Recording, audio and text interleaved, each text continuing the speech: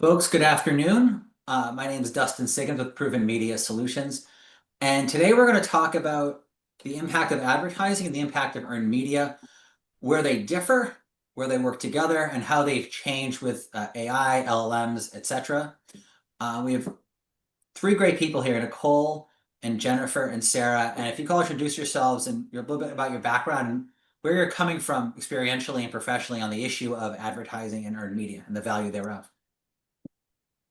Great. Good afternoon. And sorry I'm sick, but my name is Nicole Tidei. I'm Vice President at Pinkston, DC-based strategic communications firm, where I lead our corporate division. I spent the last decade working crafting campaigns for the likes of Amazon, the Consumer Technology Association, various federal government entities. My hot take on this is, advertising and PR are not competing tools. They're complementary. But an ad disappears when the budget stops. Earned coverage will live on, forever, continuing to build your brand reputation long after. Jennifer?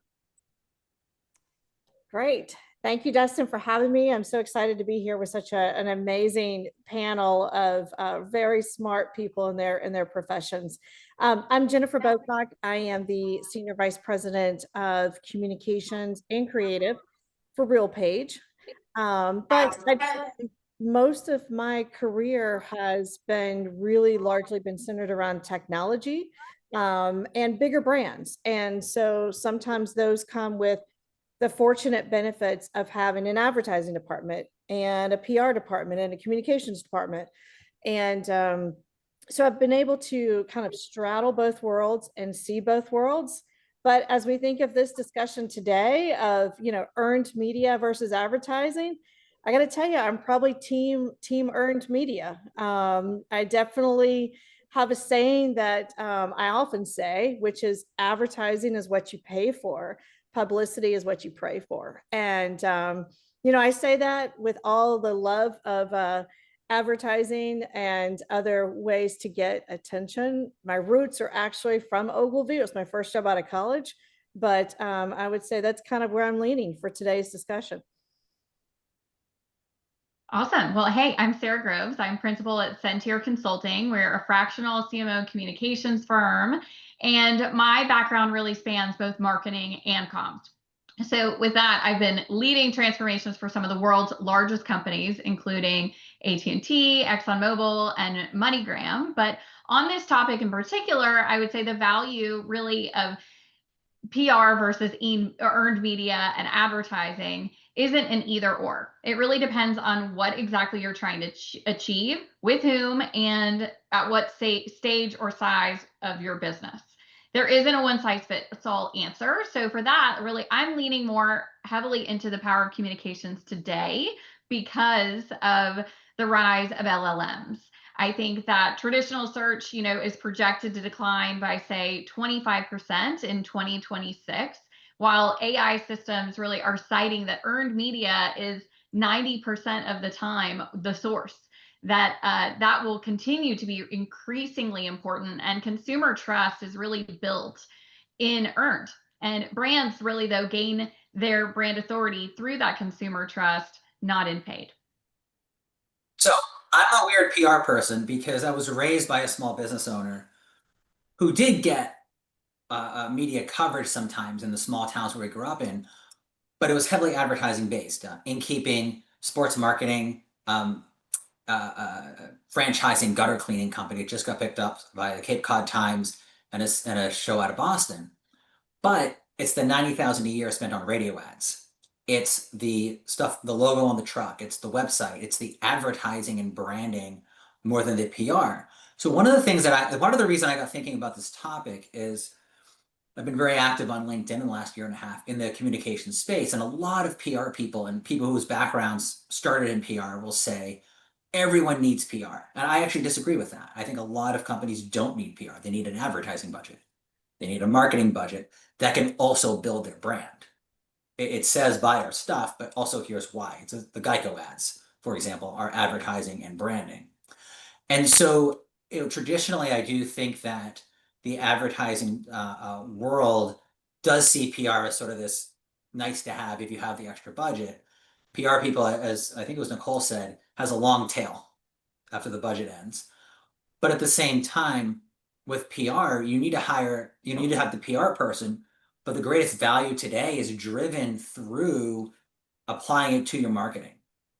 And so, Nicole, you said that PR is, I think all three of you actually leaned in on PR being more powerful, but there's always that additional cost beyond the PR campaign itself that a company has to include. So how do you provide that value while also accounting for a client's budget in your case, Nicole? Yeah, I think, you do the nice media placement. You need to make sure you're amplifying it, right? Social channels, things like that. Marketing push it out. I'm sorry. But I also think, I think about times of crisis. The ad's not going to bail you out, right? Company makes a misstep, something happens.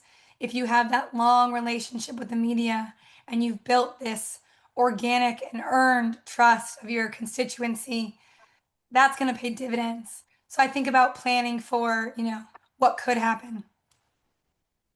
I think what you're talking about, though, is really relevant. Like the Geico example is super relevant for huge, large businesses, right? Like in the enterprise, but 70% of startups scale too quickly. And so when I think that scale too quickly by investing in paid. So you really have to figure out like, what is your product market fit? And does that work first? Like Geico, the example that you're using and building a brand, of course, because they knew there was the product market fit and the category for them to be a disruptor and to go about insurance really in a different way. Versus, I think that if you spend too quickly, you can very easily blow through your budget that you don't have without having the results to show for it. And so I think that too is why you go back to what is your real objective. If you are trying to get a business off the ground, of course, you really want to lean in on, say, the earned media, the thought leadership, and PR, even in things like old school ways of PR, whether that's in the trade publications, right? And I think, again, that's even more important now as we move into the LLM world, because that will continue to help your brand grow awareness, right, in how they're being found. Yeah, I agree. And I want to go back to something Nicole said, which was, in the times of even a crisis, right? This is when it is a little bit more natural and certainly more beneficial for brands to really kind of lean in on the earned media too, right? I often think about some advantages of earned media has over traditional advertising. The very first thing that comes to mind for me is trust. Consumers trust experts. They trust the third parties that are not often, showing up in advertising, and they believe others first. And so, as you think about when and what type of media to mix in, I think you have to think of what is my company faced with? Are we launching a product? Are we defending a brand? And then you can kind of think about, I have a mixed media approach. When do I bring forward earn? When do I bring forward advertising? Real quick on the subject of crisis, I would say I think that consumer trust is really built in earned, and it's that much more important when a crisis happens. You can't pay your way out of a crisis, right? Where by placing your ad, but what you can do is craft the message, whether it's from your CEO or in your communications, in order to show your customers and really your investors, all of your key stakeholders, the importance of how your brand is really making it through, what you stand for, where your values are. And that is not something that you're going to really get in paid. You may be able to take that message if you have a crisis and then run paid alongside it to amplify it, but it doesn't happen by just placing the paid out there. You can't spend your way out of a crisis. Absolutely. But at the same time, a lot of companies today, we see this all the time, right? It's a startup and they're a thought leader. They call themselves a thought leader. And it reminds me of in 2012, when there were like 27, not literally, candidates on the debate stage of the GOP primary debate. And Newt Gingrich went after Michelle Bachmann, and her response was, I am a legitimate presidential candidate. Well, if you have to say it, you're probably not one.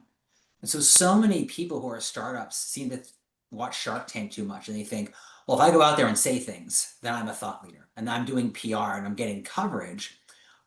But they think that's going to turn into sales automatically. They think that the 12-month brand building and trust building PR is their solution to sales. And so I do think that sometimes people miss the value of having that advertising budget.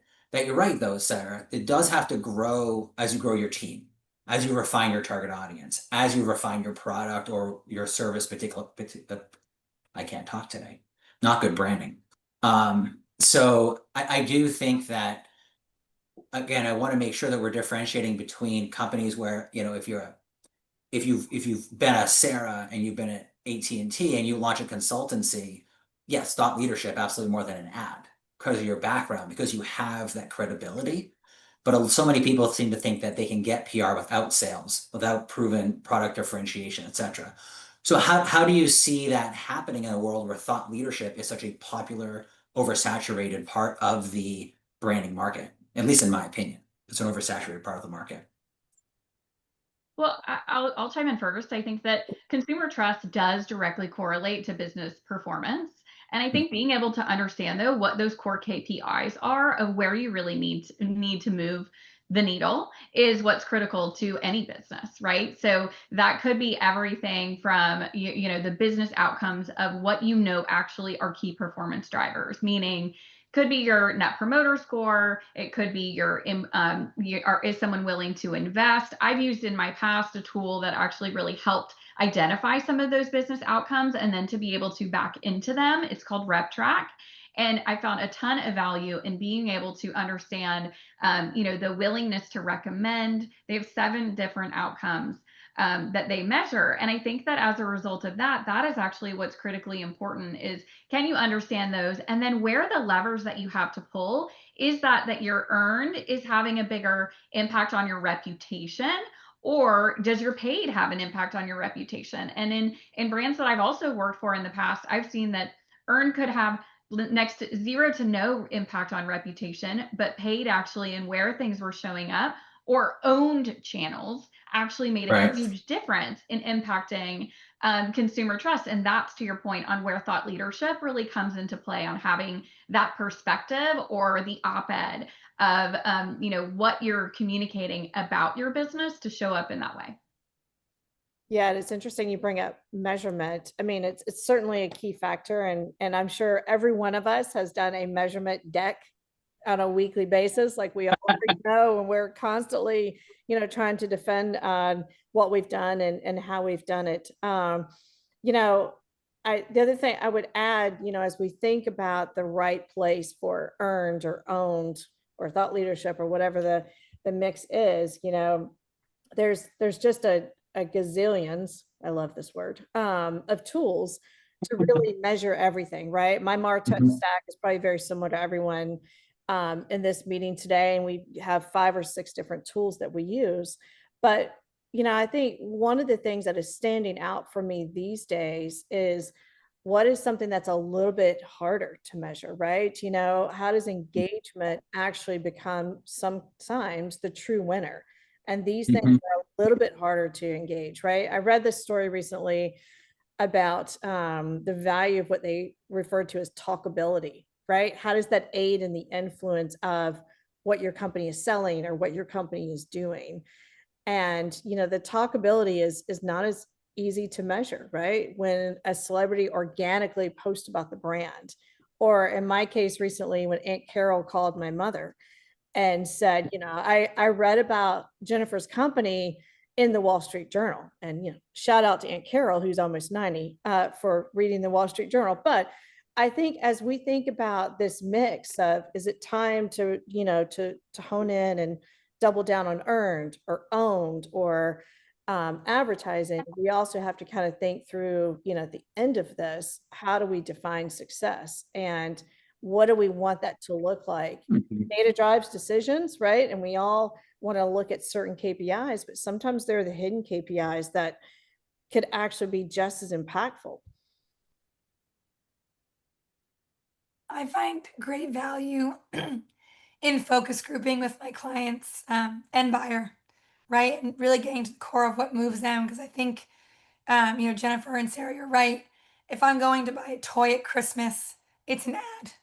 I don't need to see, something in the Wall Street Journal. But when I'm looking for, I don't know, my next physician or something that requires a little bit more trust, the article, or, I'm looking for a service and I'm seeing them talking about, what's going on in the Wall Street Journal, it moves me a little bit more. So I think you have to think about, the end consumer and try to find a way to measure what moves them. I think that's absolutely right. And I also think in the consumer driven world, it's a lot of, Jennifer, when you're talking about engagement, it's also really about like, how are you creating a movement? And that talkability factor is, are people talking about your brand? Are you staying top of mind? Let's talk about what just happened, say with Cracker Barrel recently, right? Like everyone is paying attention to it. But I think what's been so fascinating about this, and everyone says, oh, no publicity is bad publicity, but suddenly what happened, and I am a brand marketer through and through, so I will tell you, it is incredibly complex to work on a legacy brand and work on reshaping that, especially as it relates to anything visually. So I think there were lots of challenges that they were faced with, but moving to where Cracker Barrel is now, it seems like the greatest gift to them to have become on top of mind for so many consumers out there in a category where they were really dying off and not being looked at,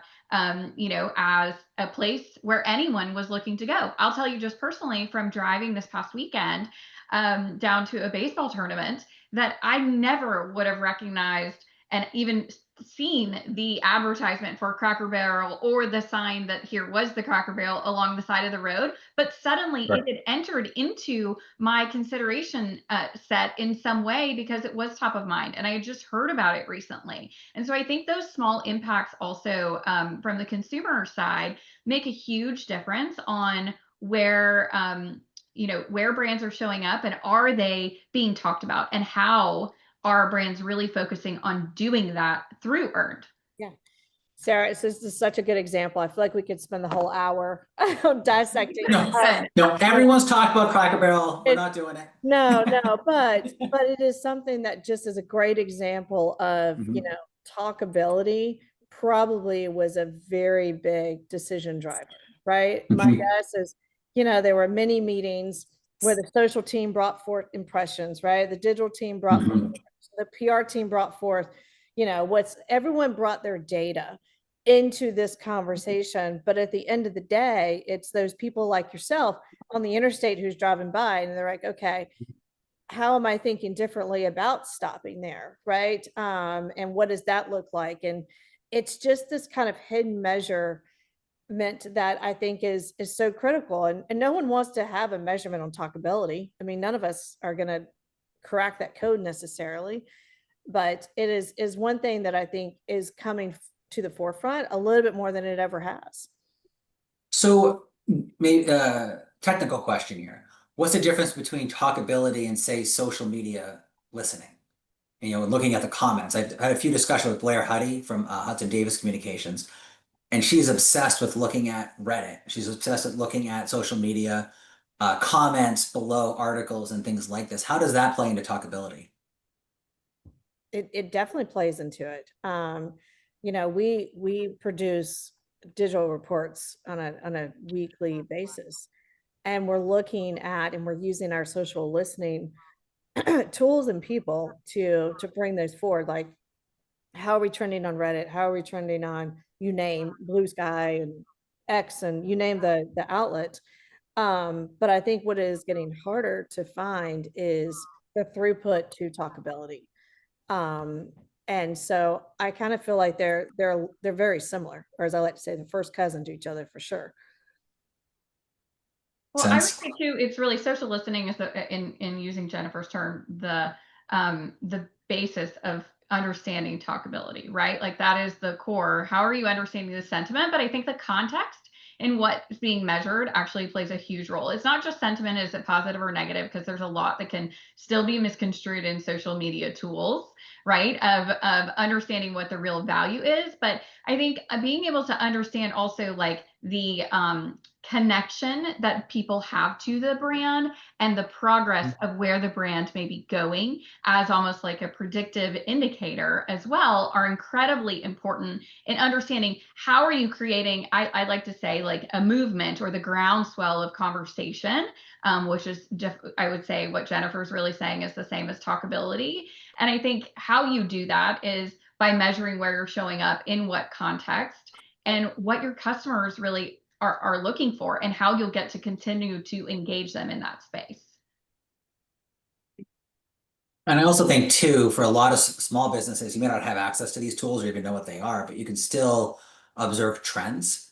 One of the things that one small business owner told me is they had a certain target audience, but the advertising reached 1 million people, say. They only needed 0.6% of that audience to grow the company the way they wanted to.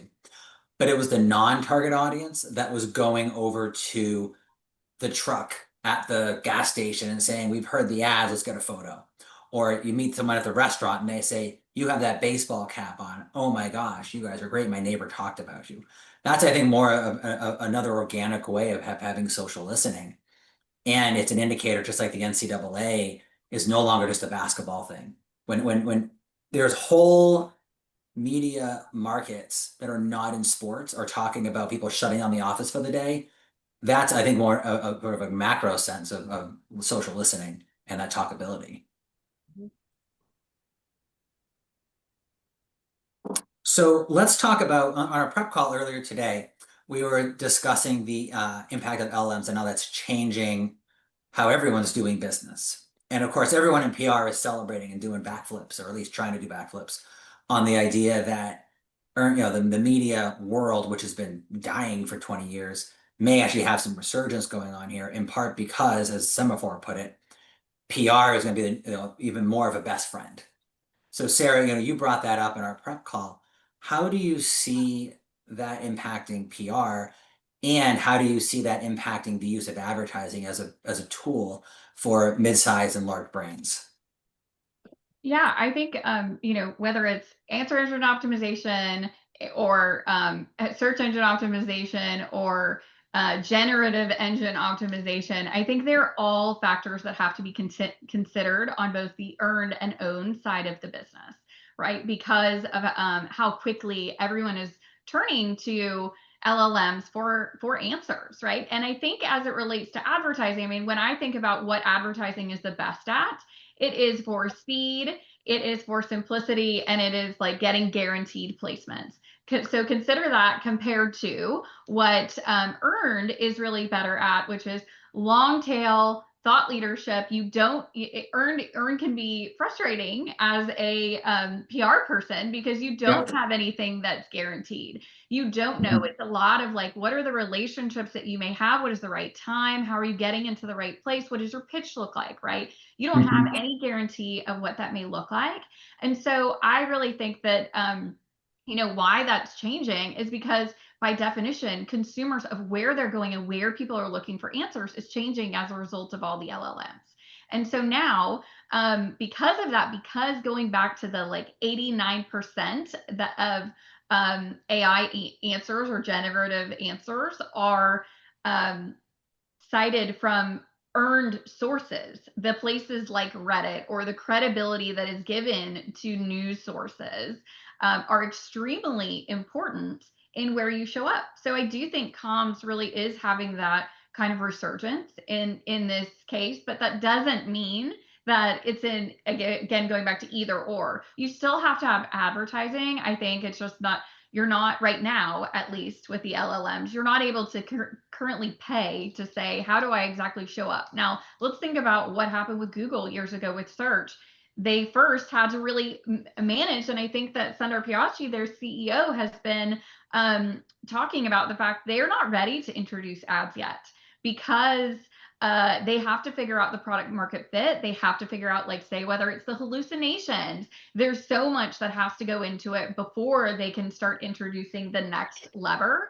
Now, of course, that will be coming. I think in this case, how do we as, marketing and comms professionals really understand how we can capitalize on this moment for our brand to start showing up? Because I think those are the brands who are really win.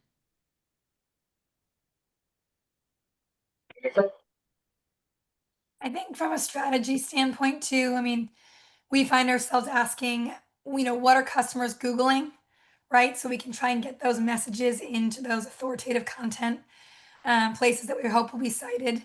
I'm constantly searching, top companies for X on ChatGPT to see where my clients rank. But it's done by hand right now, right? There's so much we have to just kind of guess and hope that, we cite these sources. Two, when you have, there's so much saturation of all the markets. Can everyone hear me, by the way? Sometimes my microphone cuts out. Okay, I want to make sure. We had a client campaign last week and a half, public affairs campaign, and they asked us to do a whole bunch of op-eds leading up to a specific policy issue. And it was on a 10-day turnaround.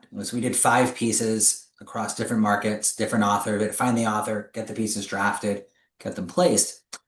And I think 20 years ago, 30 years ago, in some respects, that would have been more powerful than today because those outlets would have had more impact without pre-saturation of the internet and social media. On the flip side, we worked with this client, turns most of our op-eds that we place for them into digital advertising. So they were able to reach policymakers, their office staffs, and the lobbyist team was able to create that surround sound marketing and branding impact because we had the placements, the lobbyists were already on the ground, and they were able to drive the ads in those specific districts. And I don't know all the details of how that works, but that would seem to be a good example of trying to generate that short-term win. But there's also the long tail of the social media because of republishings and other things related to the issue. Yeah, and You- No, go ahead, Jennifer. no, it's just that's where everything's gonna be different, right? You have to figure out where you are in the stage of what you need, right? Mhm. 2 examples about opinion pieces where one was, showing up maybe a little bit more as earned, and then the other Mhm. was showing up as paid. And I think that you have to just kind of figure out like, what does my company need now? Outside of how do I help my company look around the corners? But sometimes earned leads, sometimes own leads, and sometimes advertising leads. I mean, probably kind of the classic example I can think of is you guys may remember the Dove campaign. I think it was called Real Beauty. And, that's one of those campaigns that started with just traditional advertising. They did traditional placed ads, they had paid social media, but because of the traditional ad work, it actually got the attention of earned, right? It turned into now, tier 1 media outlets were organically wanting to be part of this Dove campaign and write about it. And so that's the example where one led over the other. Whereas some cases, if you're in the middle of a crisis, you may need to be the opposite, right?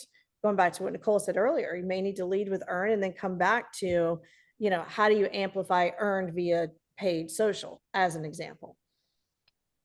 I think when you're not a Dove or, Google, Tesla, etc., it's not just enough to do earned, right? You do the op-ed, you do the interview, that's great, but that digital marketing piece, the social media marketing piece is what's going to drive it into the, take that trusted third party validator and now shove it in front of the audience that you need to see it.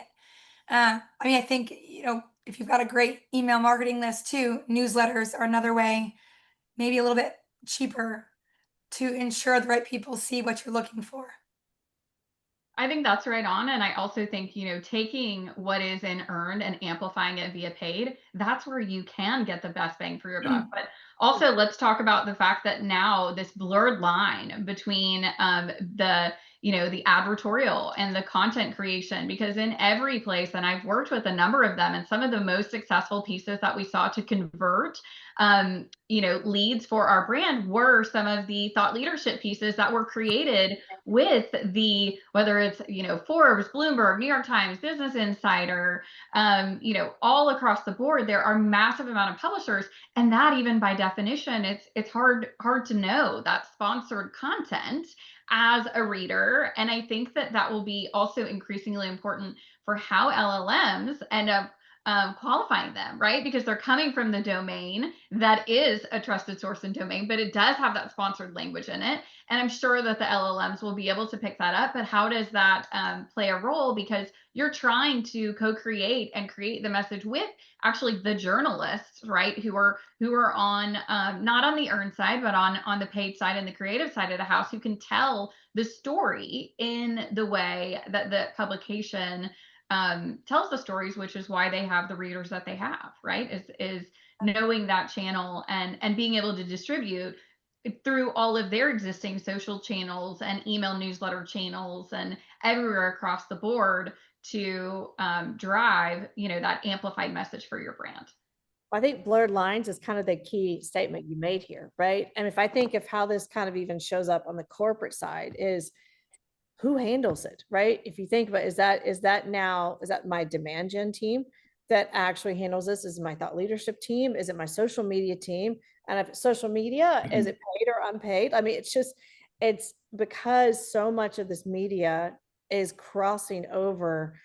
I think we sometimes even have to think about, how do we organize ourselves differently in organizations, right? If you are blessed in having a larger organization, what does that look like?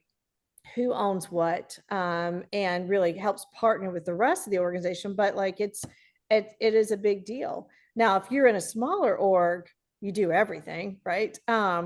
But it is showing up, I think, and becoming really real about this side of ownership because of the blurred lines. Like in our organization, we even have, as an example, we have 2 social media teams, right? We have split, paid and unpaid is the easiest way to describe it. That's just an example of how, maybe we need to kind of rethink that to a degree. Well, and I think that point on organization is really key, because I think, whether it's also getting the seat at the table at the executive level, which is it a chief comms officer? Is it a chief marketing officer, right? And how also are, one dealing, say, with the issues and crisis that may be happening, but also having marketing levers that may need to come into play as well. And I think that the paid and owned are that from a best practice perspective, I think it has been very separate. But how do you really take that and amplify it? That has to do with working of an integrated team.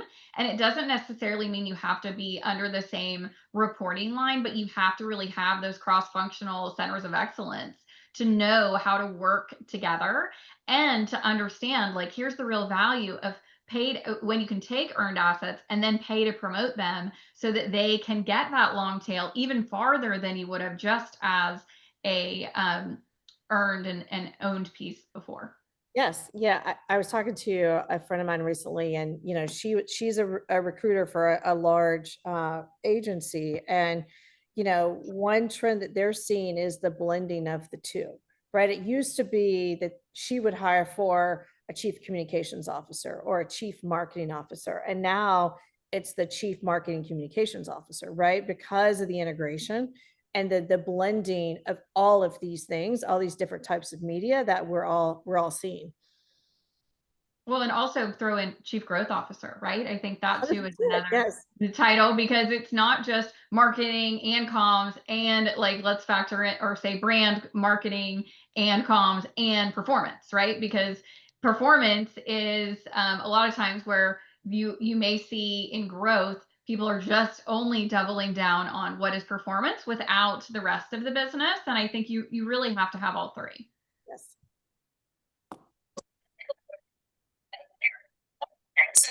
So Dustin, we're losing your audio.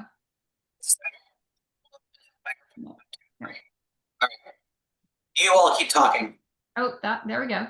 Okay. Oh, I get to talk again. Great. On my own show. Fantastic. One of the things that I hear a lot from people, so again, I got engaged on the communication side. Back up.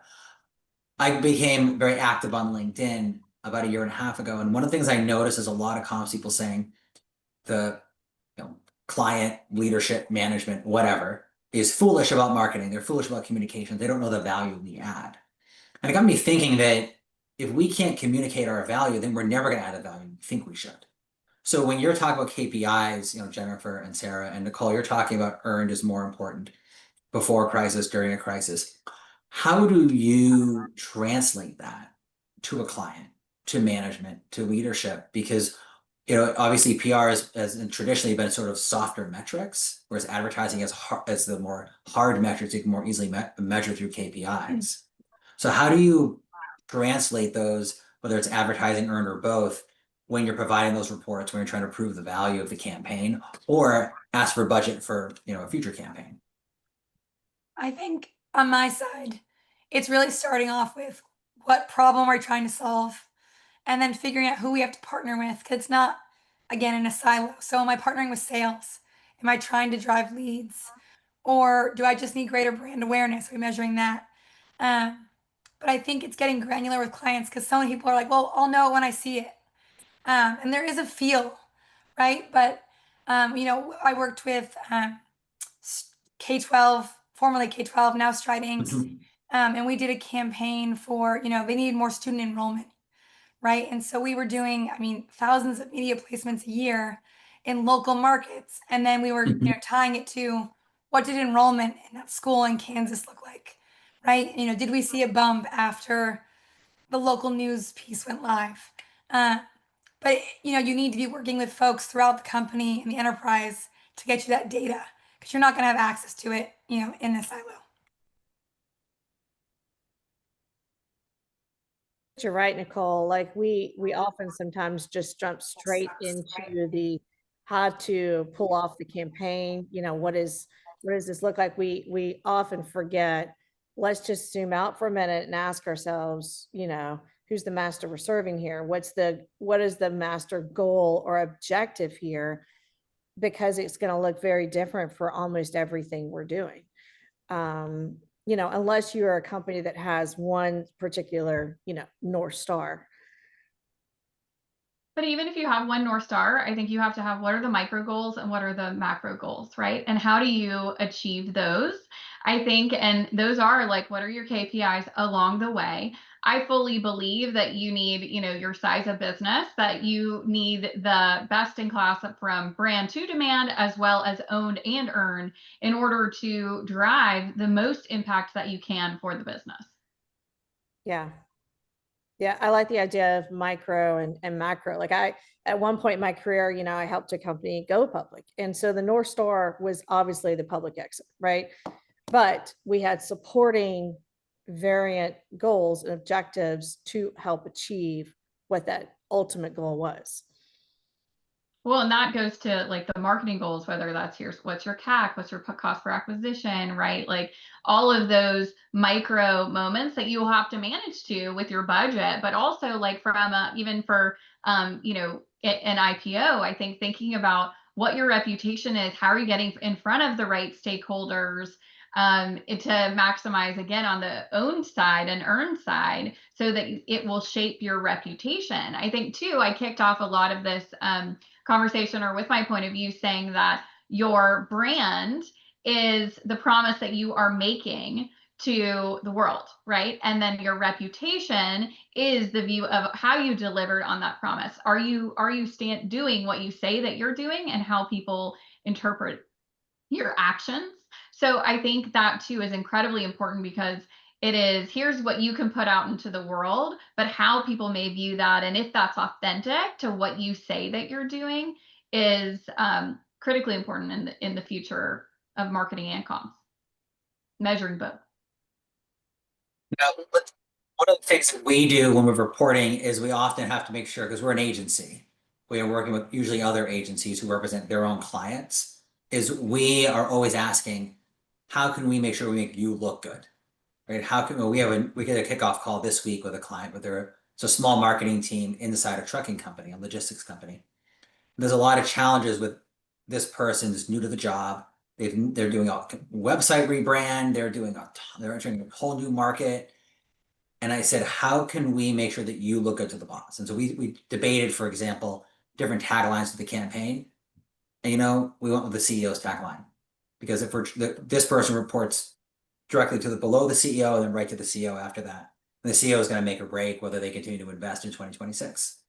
So Sarah Evans does a wonderful job of showing how to make a report from an agency to be friendly to the direct contact. And maybe it's Jennifer or Sarah at the corporation. But Nicole, how do you guys at Pinkston think through not just the KPIs that you would normally deliver, but how they're customized or tailored to the client? Yeah, I mean, part of that is, I mean, very relationally driven, right?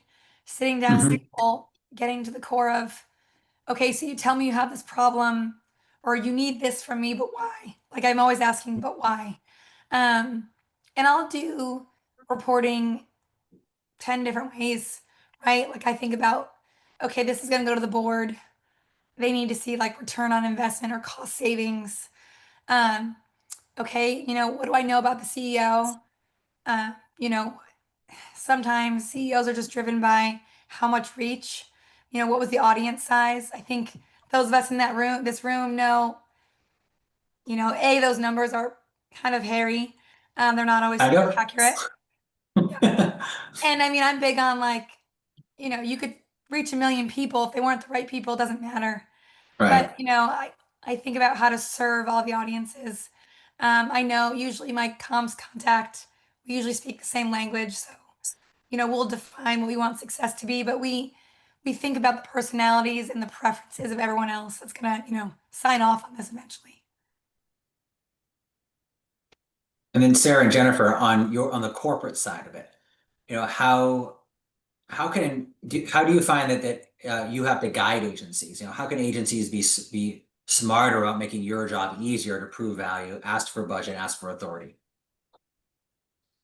In our world, I have a lot of different agencies that are supporting us. And so my public affairs agency is certainly going to come at this very differently than my PR agency, very Mhm. differently than my creative agency, right? Or my brand agency. And so, I often look at, what is the throughput line that I would need my CEO to see from everybody. Because they're all going to kind of have a siloed approach in the sense of the work they're delivering.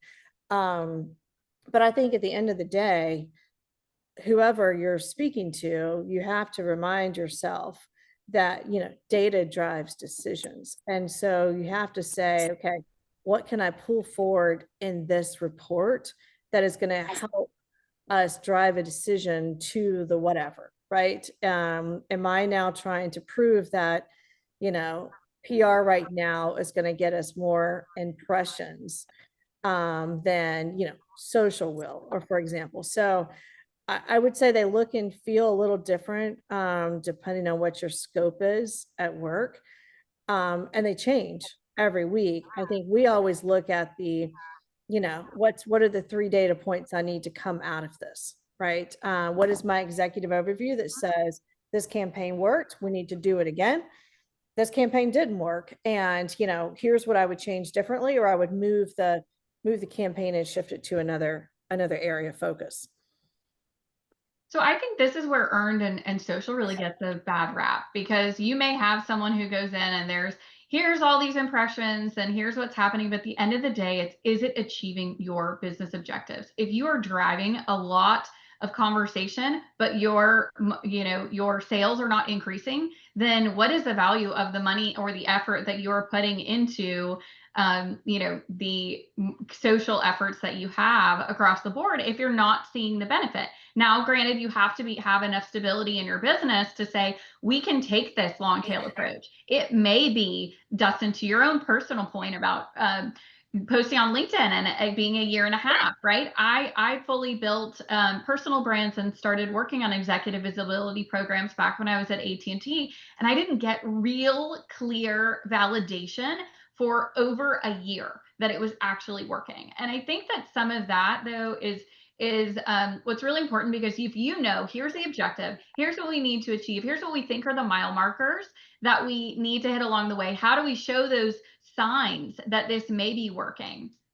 And whether that is in sales, right, of saying this is what our objective is, or these are the stakeholders and this is what they're saying, and where people may be playing things back to you too. I think that like Nicole's point of talking to clients and being able to understand what is happening for your consumers, businesses or consumers. What are they actually saying? What are they hearing about you? That two-way conversation is even more important to not just be the quantitative data, is are the sales moving, but the qualitative data as well, to supplement what's actually going on, and see if that can make up a bigger picture view.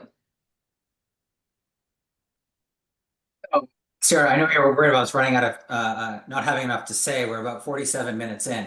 How are we doing on your expectations? I mean, I feel like there's still more time left for us to go. So we have about 10 minutes left. I would love to dive into differentiation and how we determine that in the marketplace of ideas, especially when there's so many brands out there, whether they're big or small, and create that differentiation. And as an example, I've already used, I think, the home services industry a little bit, but you have some people who say that they're a landscaping company and they list 19 services on the side of their van. Or the restaurant that, there's a coffee shop up the street, their menu is overwhelming. I actually talked to somebody who said, yeah, we went there, I couldn't even find the smoothies. And there's like 3 big pictures of smoothies on the menu, and it's overwhelming. But I think when brands are able to focus on the core value they're offering, prove the value of it through sales, through the value of it through the number of customers, profit, and other considerations, I think then that really drives the credibility of any kind of communication strategy. Otherwise, you're someone on Shark Tank saying, I was on Shark Tank, but your website wasn't ready for the visits. You don't have the sales to get the support from the sharks, and you aren't able to deliver on the orders you get because your supply chain isn't in place. And I just spilled water, so I'm going to put my camera off. I clean that up. Keep going.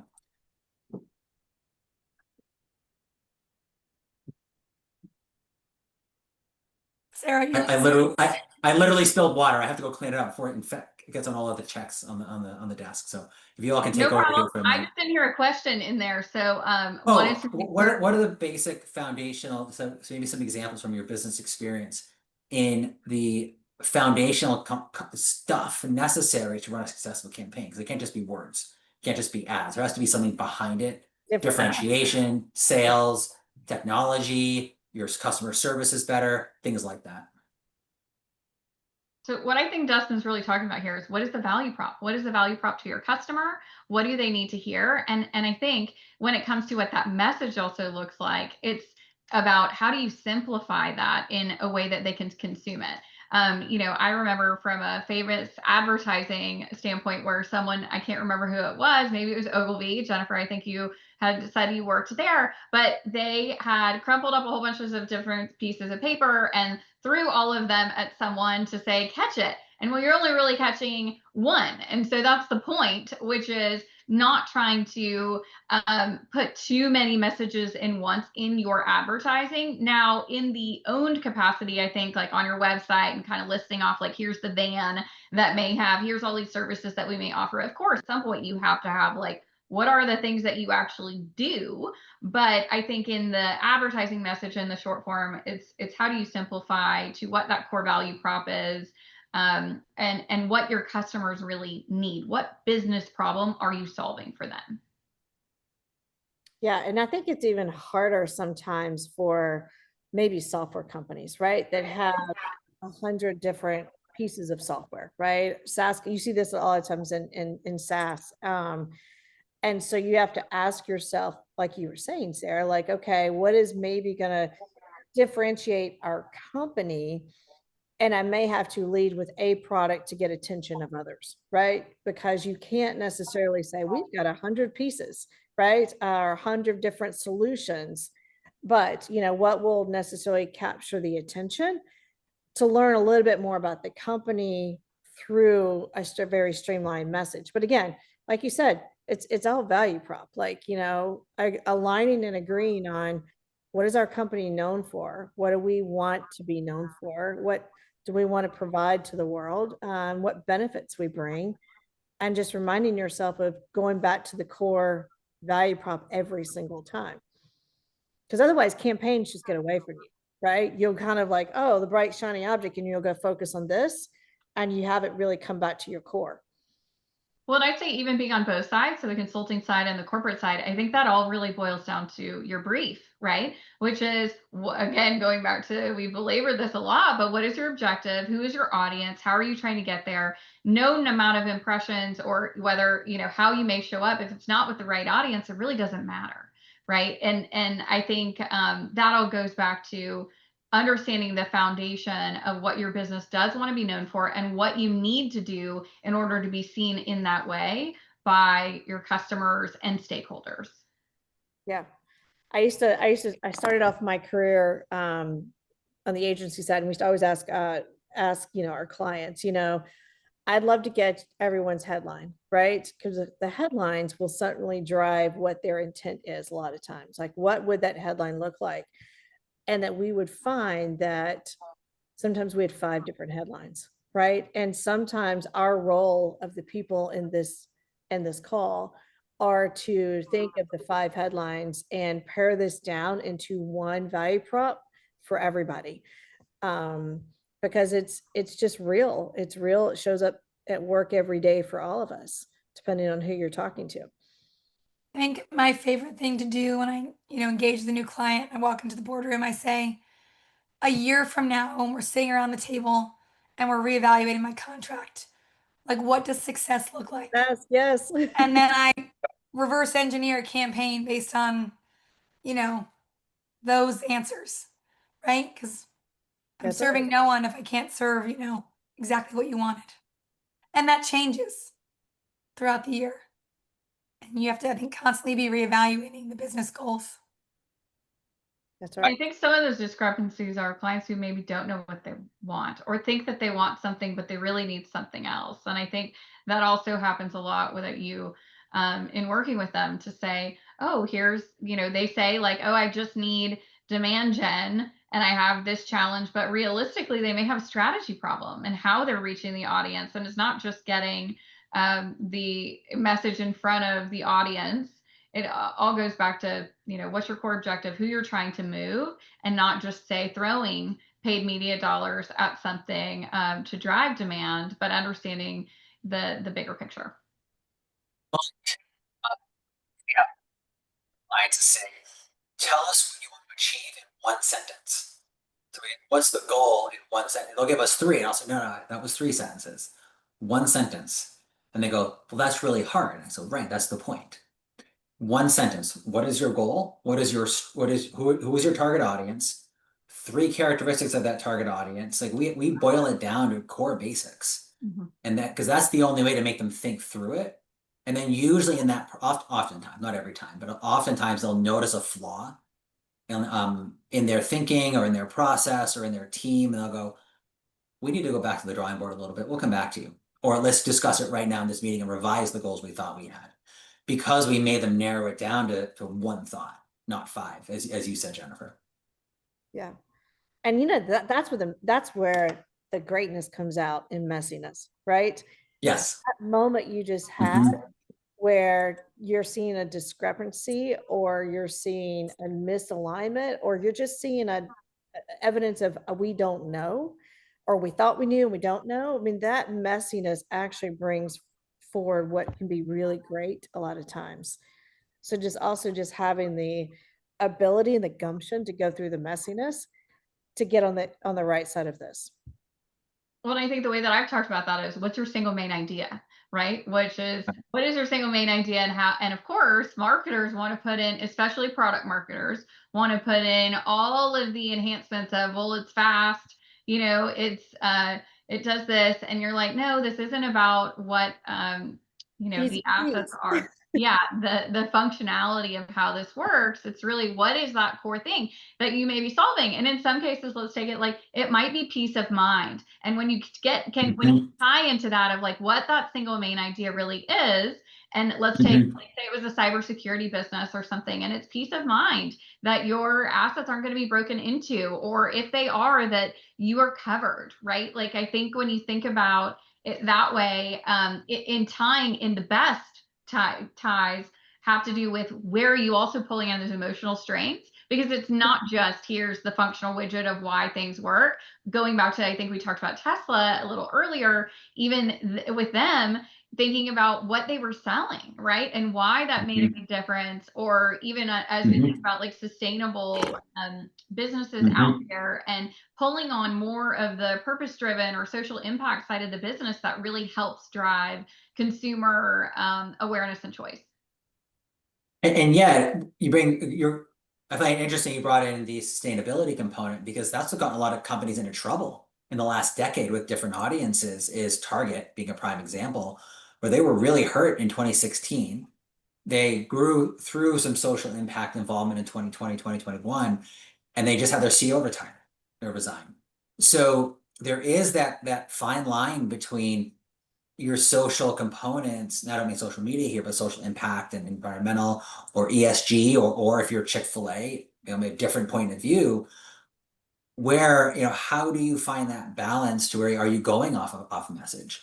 Are you Delta Airlines in 2021, where you were bragging at first that you made the voting reform better in Georgia, and then your CEO is just sprinting everywhere for the next 2 weeks, clarifying you're not supporting Jim Crow 2.0.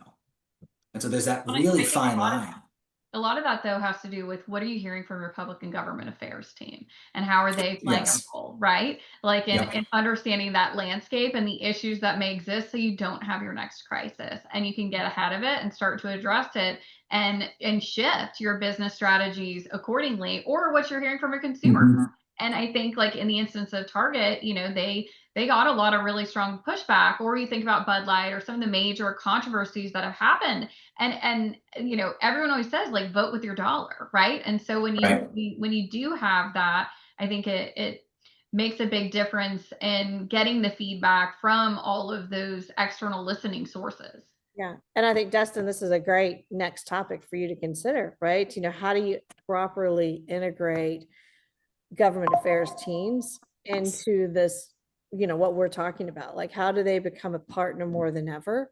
Because they have different pulse, and sometimes they are potentially seeing around the corners in different ways than we are.